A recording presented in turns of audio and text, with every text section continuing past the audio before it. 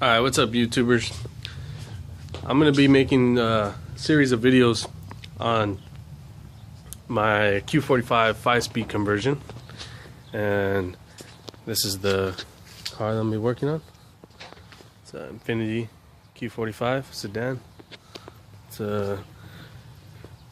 originally automatic, 4-speed automatic, 4.5 liter V8 quad cam beast motor. Puts out about 300 horsepower from the factory, so that's what it comes with. Transmission blew up, so instead of rebuilding it, there it is right there, automatic transmission. You know, you got the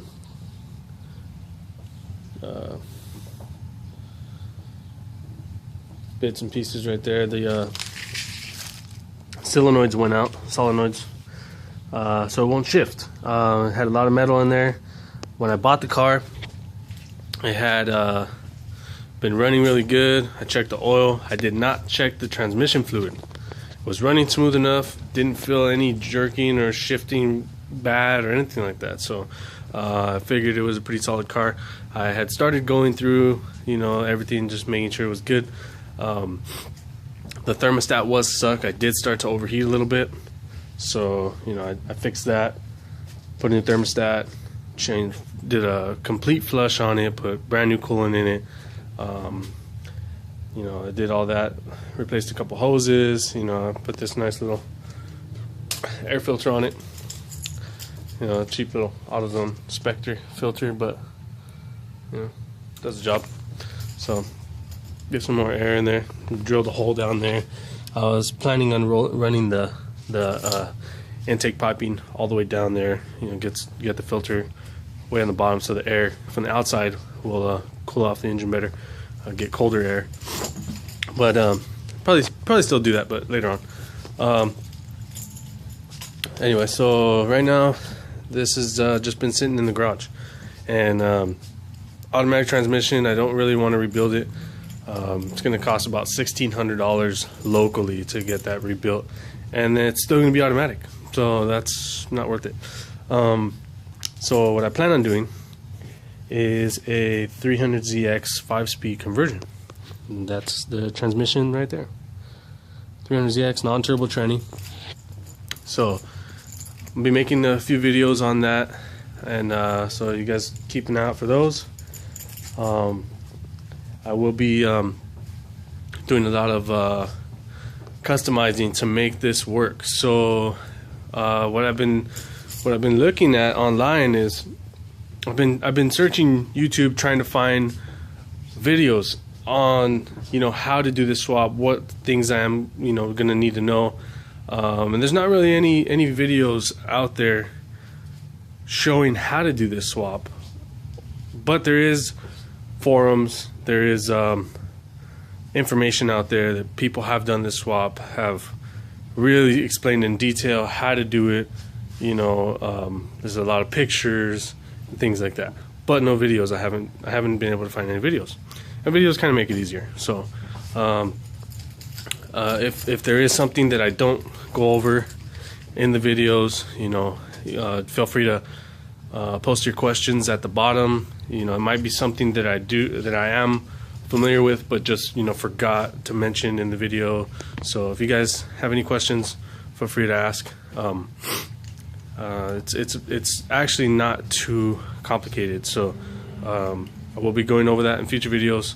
As I get the custom parts, I will order the stuff. As soon as I get them, I'll do unboxing videos, show you what stuff I got in the mail, and installing it. I will be showing videos how to install these parts, what customizing that you have to do to make these things work, to make this car 5-speed. So I have done some stuff already. I could kind of show you guys. I went to the junkyard looking for either a 300ZX or a 240SX or Nissan hardbody clutch pedal, because I have seen out there people have used them, customized them, made them work for the swap.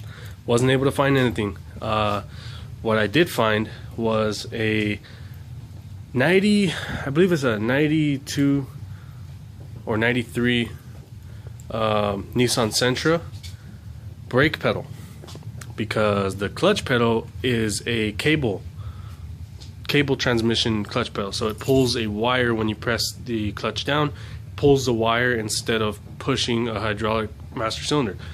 But while I was under there checking out the clutch pedal, I did notice that the brake pedal did look like it might work, and it does have, you know, a hydraulic brake booster on there, so it does function the same. But there is some customizing that you have to do to make it work, which I did.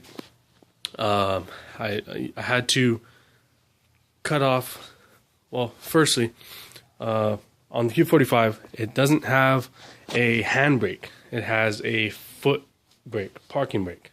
So you do have to delete that system. It is a little hard to do. I am going to be making a video on how to do that. Even though I have already removed it, I will actually make a video just so I can show you guys how to remove it, what I had to do to remove it.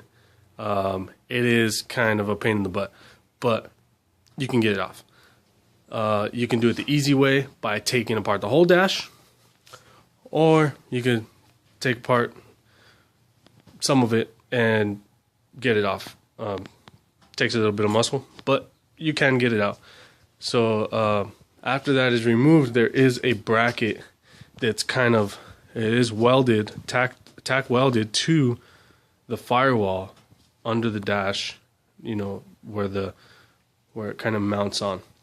Now you have to remove that so you have a flat firewall that you can drill holes in, so you can mount your brake pedal, your clutch pedal and your master cylinder, clutch master cylinder. So I removed that by using a grinder. So I use that cutoff wheel, the grinder right here, and grind that down, pull the carpet back so it doesn't, you know, singe the carpet or catch anything on fire. There is a lot of like black, thick, like, I don't know if it's like plastic or some kind of you know, material that is very brittle, and you just kind of break it into pieces. Make sure you have some gloves on, because they are pretty sharp pieces when you break them. It's just under the carpet. It's under the whole car.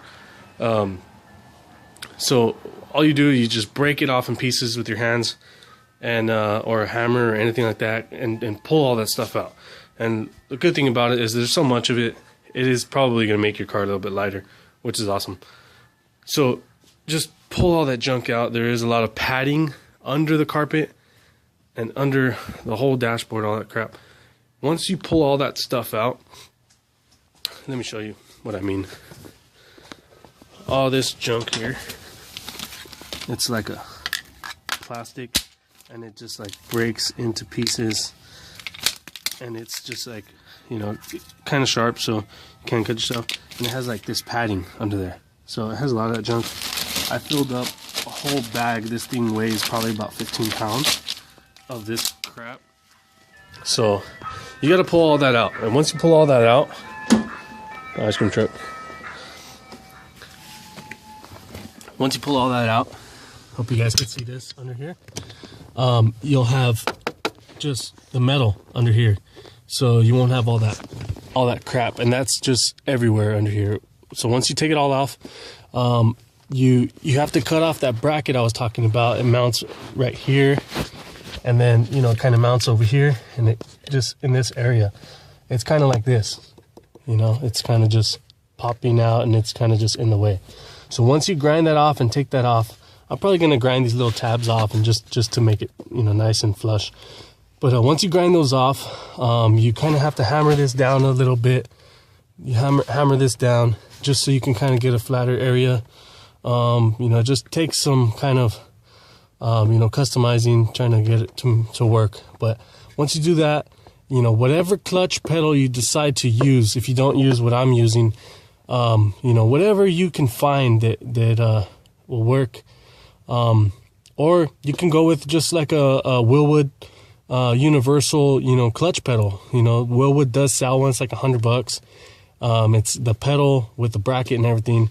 you can just mount that to here, drill your holes, and it is pretty small. It is smaller than the one I'm using, so it should fit perfectly right in here, make things a lot easier. It does cost a little bit more, but the one I'm using is from a Nissan Sentra. Like I said, it's a brake pedal. I did customize it a little bit to make it work. Had to grind off this and kind of, you know, make it smaller. But once I mount it in there, it's gonna be right where I need it to be, right here. So that's gonna be good.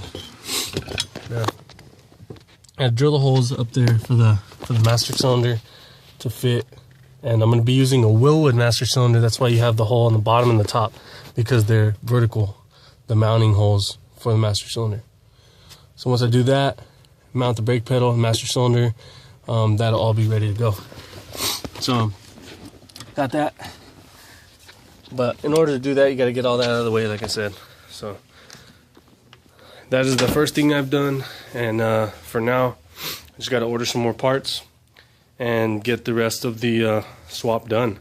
So keep your eye out for some more videos, and I will be showing you how to do the rest of the whole swap, so that if there's anybody out there in the future that's looking to do this swap, making their Q45 5-speed, or just you know, swapping it into 240 or something, you will be able to do it now by looking at my videos. So, all right, catch you guys later.